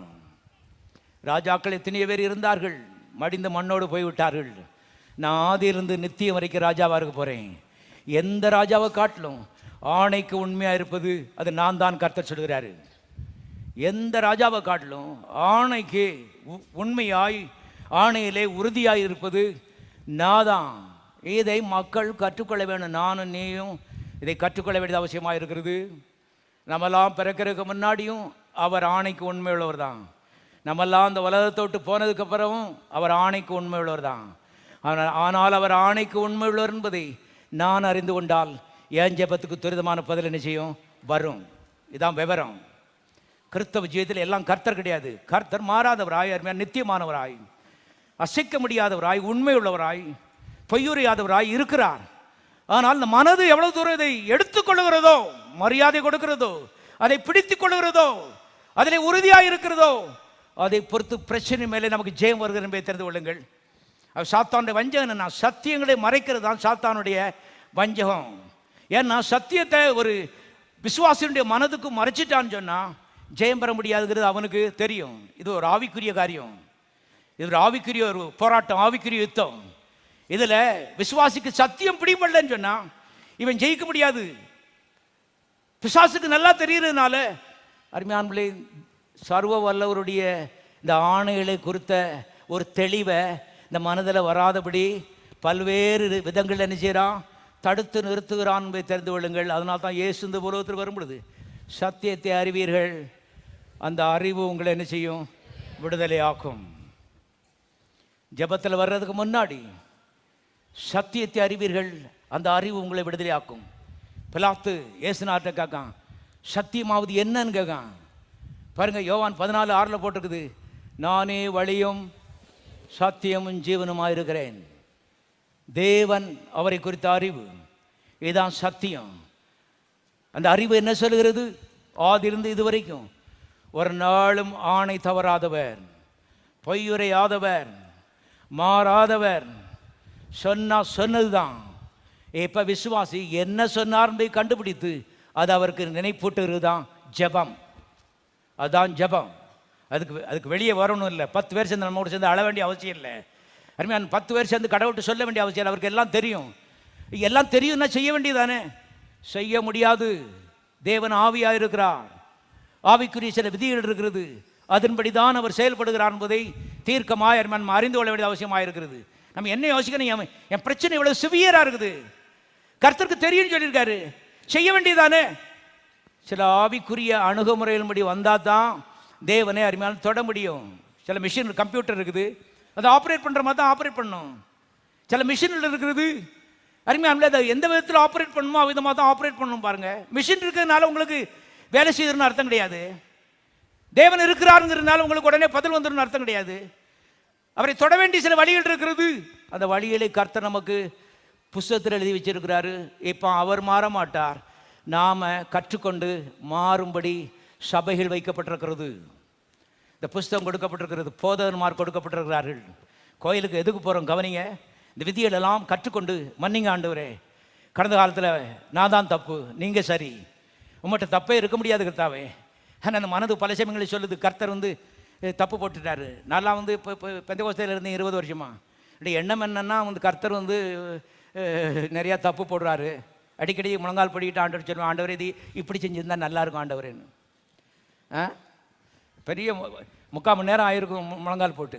என்னென்னா இது இப்படி செய்திருக்கக்கூடாது ஆண்டவர், நீங்கள் இப்படி செய்திருக்கலாம். நான் அது ஜெபம்னு நினச்சிக்கிட்டேன். பாருங்கள், ஆயிரமான மக்கள் இந்த இடத்துல இருக்கிறார்கள். அருமையால கவனிங்க, பண்ணுறதெல்லாம் ஜெபங்கிற நினப்பு தான் இவங்களுக்கு. எனக்கு கற்று சொல்கிறாரு, இது மேலே மேலே உயரமான காரியங்கள். தேவன் ஆவிக்குரியவர். ஆவிகளை நீ கணக்கிடவே முடியாது சாகும் வரைக்கும். அவ்வளோ விசாலமானது. கற்றுக்கொள்ள வேண்டியது அவசியமாக இருக்கிறது. ஆகவே அவர் நிமித்தம், அவருடைய ஆணை நிமித்தம் கர்த்தருக்கு முடியாதுங்கிற காரியங்களை கூட கண்டிப்பாக என்ன செய்கிறார் என்ன சொல்லிட்டார். அதனால தான் வேதத்தில் எழுதப்பட்டிருக்கு, சொல்லியும் செய்யாதிருப்பாரோ, வசனித்தும் நிறைவேற்றாதிருப்பாரோ. பொய் சொல்ல தேவன் மனிதன் அல்ல. சொல்லிட்டார்னா அது ஒரு ராஜாதி ராஜாவுடைய ஆணையாக வருகிறது. கோடாகோடி தேவ தூதர்கள் அதை கேட்டுக்கொண்டிருக்கிறார்கள். கோடாகோடி பிசாசுகள் அதை என்ன செய்திருக்குது? கேட்டுக்கொண்டே இருக்கிறது. அதன் மத்தியில் தான் கர்த்தர் இந்த வார்த்தையை விட்டிருக்காரு, இந்த ஆணையை விட்டிருக்காரு. ஆயிரமான ஆண்டுகள் அந்த ஆணைகள் அருமையான நின்று கொண்டே இருக்கிறது. பிசாசின் ஆவிகள் எல்லாம் இந்த ஆணை நிறைவேறுமா இல்லையாங்கிறது நிச்சயம் அவன் பார்க்கான், சவால். இப்போ தேவ தூதரெல்லாம் இந்த ஆணை நிறைவேற வேண்டும் என்ற வைராக்கியத்தில் இவங்க இந்த பக்கமாக இருக்காங்க. இப்போ விசுவாசி எந்த பக்கமாக இருக்கிறான், அதான் கேள்வி. இதான் நிர்மாணிக்க போகிறது இவனுடைய எதிர்காலத்தை, இதுதான் நிர்மாணிக்க போகிறது என்பதை தெரிந்து கொள்ளுங்கள். இந்த பக்கம் பிசாசுடைய கோஷ்டி, இந்த பக்கம் தேவனுடைய கோஷ்டி. ஆணை மத்தியில் இருக்கிறது. ஆணை நிறைவேறக்கூடாதுன்னு பிசாசின் ஆவியில் நினைக்கிறான். ஆணை நிறைவேற வேண்டும் என்று பரலோகத்தின் தூதல் நினைக்கிறார்கள். இப்போ கத்துக்காக்க நீ என்ன நினைக்க? நான் ஒன்றும் நினைக்கல ஆண்டவரே, என் பிரச்சனை தான் நினைச்சிட்டு இருக்கேன் ஆண்டவரே. பாவம், நீ ரொம்ப உனக்கு ஒன்றும் விளங்குற. எல்லாரும் சொல்லும் தேவனுடைய ஆணை என்னுடைய பிரச்சனை அல்ல, தேவனுடைய ஆணை மனதில் பதியட்டும். கர்த்தர் உங்களுக்கு உதவி செய்ய வேண்டும் என்றால் இதுதான் வழி. அருமையான தேவனுடைய பிள்ளைகள், கர்த்தர் வைத்திருக்கிற சரியான வழி, நிரந்தரமான வழி இதுதான். ஆங்காங்கே சில விதங்களிலே ஜெபங்களுக்கு பதில் வந்திருக்கலாம். கர்த்தருக்கு ஸ்தோத்திரம். கர்த்தர் இரக்கமுள்ளவர். சிலருக்கு சில தெரியாதனால சில விதங்களில் பதில் என்ன செய்கிறாரு, கொடுக்கிறார். ஆனால் கர்த்தர் வைத்திருக்க நிரந்தரமான வழி இதுதான் திட்டமாக தெரிந்து கொள்ளுங்கள். மற்ற வழியெல்லாம் தோற்று போகலாம், இந்த வழி ஒரு நாள் தோற்காது. எல்லாரும் கரணத்தை சோதரிப்போம்.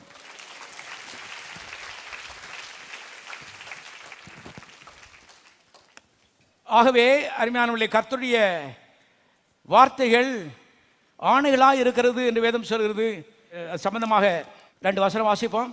105 சங்கீதம் 8 வசனம். 1000 தலைமுறைக்கென்று அவர் கட்டளையிட்ட வாக்கையும் ஆபிரகாமோடே அவர் பண்ணின உடன்படிக்கையையும் அவர் ஈசாக்கு இட்ட ஆணையையும் சத்தமாச்சிங்க. எல்லாரும் சத்தமா சொல்லுங்க. எந்தெண்டைக்கு நினைத்திருக்கிறார். ஒன்றை கர்த்தர் ராத்திரி போலா 24 மணி நேரமும் எந்தெந்தைக்கும் ஆயிரக்கணக்கான ஆண்டுகள் நினைத்திருக்கிறாராம். அது என்னன்னு கேட்டா, அவர் இட்ட ஆணை. ஆபிரகாம், ஈசாக்கு, யாக்கோபுக்கு அவர் இட்ட ஆணையை ராத்திரி பகலாக நினைத்திருக்கிறார் என்று எழுதப்பட்டிருக்கிறது. அருமையான கவனிங்க. இப்போ கர்த்தர் மனதில் எது முக்கியம் நினைச்சு வச்சு நினைத்திருக்கிறாரோ அதை நாம் அவருக்கு என்ன செய்ய வேண்டும், ஞாபகப்படுத்த வேண்டும் என்பதை தெரிந்து கொள்ளுங்கள். அதுதான் ஜெபம். கர்த்தருக்கு ரொம்ப முக்கியமா இருக்கிறதுனால அவர் நினைத்திருக்கிறார். ஆம்பிளிஃபைட் வேதாந்தத்தில் எழுதப்பட்டிருக்கிறது, மனதிலே எழுதி வைத்திருக்கிறார் எழுதப்பட்டிருக்கிறது. மனதிலே வரைந்து வைத்திருக்கிறார், செதுக்கி வைத்திருக்கிறார். அவருடைய மனதில் என்னத்தை செதுக்கி வைத்திருக்கிறார்? அவருடைய ஆணைகளை. அருமையானவர்களே, கர்த்தர் மனதிலே செதுக்கி வைத்திருக்கிறார் எழுதப்பட்டிருக்கிறது. இப்போ இந்த ஆணைகளை கர்த்தருக்கு நினைப்பூட்டுகிற மனிதன், கர்த்தருக்கு எது முக்கியமாக முதலிடத்தில் இருக்கிறதோ அது அவருக்கு நினைப்பூட்டுகிறான். இப்போ அவருடைய வல்லமை வேலை செய்ய ஆரம்பிக்கிறது. கவனிங்க, ஆண்டவர்கிட்ட வல்லமை இருக்குது. நான் சர்வ வல்லமையுள்ள கர்த்தர்னு சொன்னார். காரியங்களை செய்கிறது அவர் கஷ்டம் இல்லை. அதனால தான் நமக்கு பல சமயங்களில் வேதனை வருது. இவ்வளோ வல்லமை வச்சுக்கிட்டு சும்மா இருக்காரு, நம்மளை இந்த மாதிரி ஆட்டி படைக்காருன்னு யோசிக்கிறோம். வல்லமெல்லாம் இருக்குது. அந்த வல்லமை எப்படி ரிலீஸ் ஆகும்னு கேட்டால், அருமையானவர்களே, ஆணைகள் நான் ஞாபகப்படுத்தும் போது மனதில் அவர் எழுதி வைத்திருக்கிற அந்த வார்த்தைகளை, அந்த ஆணைகளை ஞாபகப்படுத்தும் பொழுது வல்லமை ரிலீஸ் ஆகுது என்பதை தெரிந்து கொள்ளுங்கள். ஆகவே கர்த்தர் வரும்போது தேவனுடைய பிள்ளைகளே பாருங்கள், பிரச்சனை இல்லை நீங்கள் கொண்டு வந்தீங்கன்னா அது எட்டாது, வானத்துக்கு எட்டாது என்பதை தெரிந்து கொள்ளுங்கள். தேவன் வானத்திலே இருக்கிறார், நீ பூமியிலே இருக்கிறாய். உன் வார்த்தைகள் சுருக்கமாக இருப்பதாக. பல மணிக்கணக்கில் உன் பிரச்சனையெல்லாம் பேசாத, நேரத்தை வீணடிக்காதே. ஞானமுள்ள தேவனுடைய பிள்ளையாயிரு. தேவனுடைய சித்தத்தை கற்றுக்கொள், தேவனுடைய கற்பனைகளை அறிந்து கொள், சத்தியத்தை அறிந்து கொள். சத்தியம் ஒன்று என்ன செய்யும், விடுதலை ஆக்கும். அவருக்கு எது எழுதி வச்சிருக்கிறாரோ பரலோகத்தில் அதை அருமையானவர்களை பாருங்கள், ஞாபகப்படுத்துகிற ஒரு நிலை, அதுதான் ஜெபம் என்பதை தெரிந்து கொள்ளுங்கள். எத்தனை பேர் தேவனுடைய வல்லமை உங்களுடைய வாழ்க்கையிலே வெளிப்பட வேண்டும் என்று விரும்புகிறீர்கள்? பாருங்க, வல்லமை வெளிப்பட வேண்டும் தேவனுடைய பிள்ளைகளே. வியாதிகள் தொலையணும், தரித்திர தொல்லைகள் மாற வேண்டும், மலட்டு கற்பங்கள் திறக்க வேண்டும், அற்புதங்கள் அடையாளம் நடக்க வேண்டும், எல்லா குறைவுகள் நிறைவாக்கப்பட வேண்டும், பூரணமும் நிறைவும் நம்முடைய வாழ்க்கையை நிறைக்க வேண்டும். இதுதான் நம்முடைய லட்சியம், தேவனுடைய லட்சியம், பரலோகத்தினுடைய லட்சியம். அதனால் அருமையானவர்களே, இது ஆணையை சுற்றி சுழலுகிறது. என்று வேதம் சொல்கிறது. பாருங்கள், பழைய ஏற்பாட்டில் யாத்திராமத்தில் 15 அதிகாரத்தில் கர்த்தர் சொன்னார், நானே உன் பரியாரியாகிய கர்த்தர். யாத்திராமம் 15 வாசிப்போம், அதை வாசிடுவோம். யாத்திராமம் 15:26. நீ உன் தேவனாகிய கர்த்தரின் சத்தத்தை கவனமாய் கேட்டு அவர் பார்வைக்கு செம்மையான வழி செய்து அவர் கட்டளைகளுக்கு செவி கொடுத்து அவருடைய நியமங்கள் யாவையும் கை கொண்டால் நான் எகிப்திற்கு வரப்பண்ண வியாதி ஒன்றையும் உனக்கு வரப்பண்ணேன். நானே உன் பரியாரியாகிய கர்த்தர். கவனியுங்கள், இது இஸ்ரவேல் ஜனங்களுக்கு மாத்திரமல்ல, நமக்கு ஒரு ஆணையாக வருகிறது. கர்த்தர் இந்த காலை வெள்ளை சொல்கிறார், நானே உன் பரியாரியாகிய கர்த்தர். வியாதியை உன்னை விட்டு விலக்குவேன். எகிப்தியருக்கு வரப்பண்ண வியாதியில் ஒன்றையும் உனக்கு வரப்பண்ணேன். இதுதான் கர்த்தர் கொடுக்குற ஆணை என்பதை தெரிந்து கொள்ளுங்கள். இப்போ வியாதிகள் பலவிதமாக இருக்கலாம், ஒவ்வொருத்தருக்கும் ஒரு வியாதி இருக்கலாம். இந்த லிஸ்டெல்லாம் எதுவுமே பற்றி கர்த்தருக்கு சொல்லலை. ஒருவரை பற்றி தேவன் பேசுகிறார். அவர் இட்ட ஆணையை இங்கே தேவன் பேசுகிறார். மனிதர்கள் இதை எது முக்கியம் என்பதை கற்றுக்கொள்ளணும். பாருங்க, இந்த மாம்சம் சொல்லுது, நான் ஏன் பிரச்சனை தூக்கி தூரத்தள்ளு. தேவன் அவருடைய ஆணை, அவர் என்ன சொல்லி இருக்கிறார், அதுவும் பிரச்சனைக்கு பதிலாக என்ன செய்கிறது இருக்கிறது. இப்போ புத்தி இருக்கிற ஆட்கள் பிரச்சனையை கட்டி பிடிச்சிட்டு பாருங்க, இப்போ ஏன் பிரச்சனை அதை கட்டி பிடிச்சிட்டு இருக்கல, உதறி தள்ளு. என் தேவன் பதிலாக என்ன சொல்லி இருக்கிறார், ஆணை என்ன சொல்லுகிறது. உன்னை கர்த்தர் சொல்றார், நானே உன் பரியாரியாய் கர்த்தர், வியாதி உன்னை விட்டு விலக்குவேன். எகிப்தியருக்கு வரப்பண்ண வியாதியில் ஒன்றே உன்மேல் வரப்பண்ணேன். மறுபடியும் மறுபடியும் மறுபடியும் மறுபடியும் அருமையான தேவனுடைய ஆணையை வாயினாலே சத்தமாக பேசும்போது இந்த காது அதை கேட்டு இந்த மனதிலே பதிக்கிறது, ஒரு மாற்றம் ஏற்படுகிறது. அவர் தேவனாகிய கர்த்தர் தான். பாருங்கள், நான் வியாதியை குணமாக்குற கர்த்தர் தான் அன்றைக்கு இன்றைக்கும். ஆனால் அவர் வியாதி குணமாக்குற கர்த்தர் என்பது இந்த மனம் ஒத்துக்கொள்ள வேண்டியது மிக மிக அவசியமாக இருக்கிறது. மனம் ஒத்துக்கொள்ளணும்னு சொன்னால் அந்த வாய் பேசணும். வாய் பேசும்போது அது காது வழியாக கேட்டு இந்த மனதில் போய் நினச்சிது ரிஜிஸ்டர் ஆகுது. ஒரு பெரிய ப்ராசஸே நடக்கிற என்பதை தந்து விடுங்கள். பூராவும் வியாதி, அந்த டாக்டர் இப்படி சொன்னார், இது சோமாகாது, அவங்களுக்கு இப்படி ஆச்சு, இவங்களுக்கு இப்படி ஆச்சு. இதுதான் மனதிலே பதிந்திருக்கும் பொழுது எத்தனை நாட்களோ உபவாசம் இருந்தாலும் எல்லாம் வீண். திட்டமாய் நீங்கள் தெரிந்து கொள்ளுங்கள். தேவனுடைய சத்தத்தை கேட்டுக்கொண்டிருக்கிறீர்கள். இவ்வளவுலாம் ஜெபிக்கிறாங்க, கர்த்தர் இறங்கலையே, மனதில் வேற ஏதோ இருக்குது. அதெல்லாம் வெளியே தூக்கி தள்ளணும்னு சொன்னா அருமையால வாயில பேசி காதல கேட்டு இந்த வார்த்தையிலே மனதில் வைக்கணும். ஒரே வார்த்தை, விடிஞ்சா நீரே என் பரியாரியாய் கர்த்தர், வியாதிகளை என்னை விட்டு விலக்குவீர். எகிப்தியருக்கு வரப்பண்ண வியாதியில் ஒன்றை எனக்கு வர பண்ணீர். ராத்திரி படுக்க போகும்போது மத்தியானமும் அருமையானுடைய இரவும் பகலும் மனதிலே தேவனுடைய ஆணையில் நிறைந்திருக்கும் பொழுது இந்த வாய் ஜபத்தில் வந்தது பேசும் பொழுது கர்த்தர் சொல்கிறார், ஆணை நிறைவேற்றும்படி என் வல்லமையை நான் செய்கிறேன், ரிலீஸ் பண்ணுகிறேன். அதுக்கு நீ தான் இடம் கொடுத்துருக்க, உன்னுடைய அனுமதி எனக்கு தேவை. இது ஆண்டவர் தான் எல்லாம் நினைச்சேன்னா பெரிய தப்பு கணக்கு போட்ட. ஜபங்கிறது முழுசும் ஆண்டவர் கிடையாது, உன்னுடைய பங்கு ரொம்ப அதிகம். அருமையால் அவதான் எப்போதும் வாயில் இந்த வார்த்தையில் வச்சு ஒரு அற்புதம் நடக்கணும்னு சொன்னான். பார்க்குறோம், ஒன்றும் மாற்றம் ஏற்படல, சாத்தான் பேசிகிட்டே இருக்கான், வந்து இது நடக்காதுங்க. ஆணை கண்டிப்பாக என்ன செய்யும், நிறைவேறும். பொய் சொல்ல தேவன் மனிதன் அல்ல, மனம் மாற அவர் மனுபுத்திரன் அல்ல. நான் இதை வந்து பார்க்க மறுக்கிறேன், அதை பார்க்க மாட்டேன். தேவனுடைய ஆணையை தான் நான் மனதில் நினைச்ச போகிறேன், பார்க்க போகிறேன். இது ஒரு பெரிய விஷயம் என்பதை தெரிந்து கொள்ளுங்கள். ஆகவே அதை பார்க்க மறுத்து விடுகிறது, ஆணையை மாத்திரம் பார்க்கறது. என் பாஸ்டர் அது வந்து இவ்வளவு சீரியஸாக இருக்கும்போது பார்க்க மறுத்து விடலாமா? இந்த ஆணையை மறுபடியும் மறுபடியும் மனதில் வைக்க வைக்க வைக்க வைக்க அது வந்து அப்படியே குறைந்து போக ஆரம்பிக்கிறது, ஃபேடாக ஆரம்பிக்கிறது, மங்கி போக ஆரம்பிக்கிறது. அது ரொம்ப பெருசுங்க, இந்த பயமெல்லாம் கொஞ்சம் கொஞ்சம் போக ஆரம்பிக்கிறது. அதுமாதிரி கவனிங்கள், இது ஒரு முயற்சி, பயிற்சி. ஆகவே மறுபடியும் சொல்லுவோம், நீரே என் பரியாரியாய் கர்த்தர், வியாதியை விட்டு விலக்குவீர். எகிப்தியருக்கு வரப்பண்ண வியாதிகளில் ஒன்றை எனக்கு வரப்பண்ணீர். என் ஆயுசு நாட்களை பூர்ணப்படுத்துவீர். எல்லாரும் கரங்களை சோதரிப்போம்.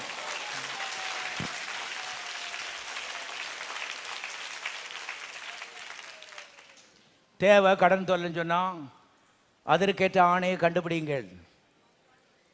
தோல்வினா அதற்கேற்ற ஆணையை கண்டுபிடிங்கள். பிள்ளை இல்லை, அதற்கேற்ற ஆணையை கண்டுபிடியுங்கள். அருமையான கவனிங்க, அன்றைக்கி ஆபிரகாமுக்கு பிள்ளை இல்லை. உங்களை மாதிரி தான், உங்களை காட்டும் சீரியஸான கேஸ் அது. ஆனால் ஆணையிட்டு இருக்கிறார். ராத்திரி பகலாக தான் மனதில் வச்சாங்க. இப்போ நீங்கள் அதைத்தான் பிடிக்கணும். அதற்காகத்தான் கர்த்தர் காத்து கொண்டு இருக்கிறார். ஏன் வாழ்க்கையில் நடக்கலை? நீங்கள் ஆபிரகாம் மாற வேண்டும் என்று தேவன் விரும்புகிறார். நான் கர்த்தர், நான் மாறாதவர். எல்லாருக்கும் ஒரே பிரமாணம் தான், மாறணும். எல்லாரும் சொல்லுவோம் மாறணும். எங்கே மாற வேண்டும்? மனதில் மாறணும். மனதில் மாறணும்னா தேவன் வைத்த வார்த்தைகளை வாயில் வச்சா தான் அந்த காது வழியாக கேட்டு மனது மாறும். ஏன், நான் தாயின் வீட்டில் பிறந்த அந்த மனது அது புழுதியில் தான் கிடக்குது. தரித்திரியம், வியாதி, கஷ்டம், வேதனைன்னா இந்த மனதுக்கு ரொம்ப இஷ்டம். டக்குன்னு அதை கேட்ச் பண்ணிடும். ஆனால் சுகமாகணும், ஆரோக்கியமாக இருக்கணும், வெற்றி பெறணும், ஜெயிக்கணும்னு சொன்னால் மனது ரெசிஸ்ட் பண்ண ஆரம்பிக்கிறது.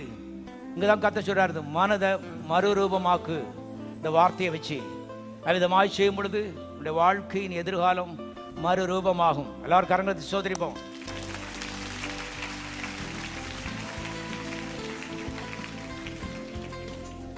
ஜெபிப்போம். பரலோக பிதாவை நன்றியோடு நாம் துதிக்கிறோம். விலையேறப்பட்ட வார்த்தைகளுக்கு நாம் துதிக்கிறோம். உம்முடைய விதிகளை கத்தாவை என்று கற்றுக் கொடுத்து கொண்டிருக்கப்படி நாம் சோதரிக்கிறோம். கத்தாவே தகப்பனே, உமக்கு ஸ்தோத்திரம். உம்முடைய ஆணைகளை உமக்கு ஞாபகப்படுத்துகிறோம். எங்கள் தேவன் ஆணைகளின் தேவன், பொய்யுரையாத தேவன், எவ்வளவேனும் பொய்யுரையாத தேவன். உம்முடைய ஆணைகளை மக்களுடைய வாழ்க்கையை உறுதிப்படுத்தும் ஆண்டவரே. இயேசுவின் நாமத்தினாலே வியாதிகள் மறைவதாக. இயேசுவின் நாமத்தினாலே தரித்திரங்கள், கடன் தொல்லைகள் சபிக்கப்படுவதாக. இயேசுவின் நாமத்தினாலே மலட்டு கற்பங்கள் சபிக்கப்படுவதாக, திறக்கப்படுவதாக. இயேசுவின் நாமத்தினாலே உம்முடைய ஆணை நிமித்தம் இப்படி செய்யும் ஆண்டவரே. உமக்கு நாங்கள் இதை ஞாபகப்படுத்துகிறோம். தகப்பனே, உம்முடைய ஆணையை கத்தாவின் கனம் அணுகிறேன் எதிர்பார்த்து நாங்கள் சோதரிக்கிறோம். விதமாய் செய்கிறதற்கு ஆமக்கு நன்றி. இயேசுவின் நாமத்தில் பிதாவே. எங்கள் முகவரி ஜீவ வார்த்தை ஆலயம், Madakkulam road, Palanganatham bus stand வழி, மதுரை, தென்னிந்தியா. தேவன் தாமே உங்களை ஆசீர்வதிப்பாராக.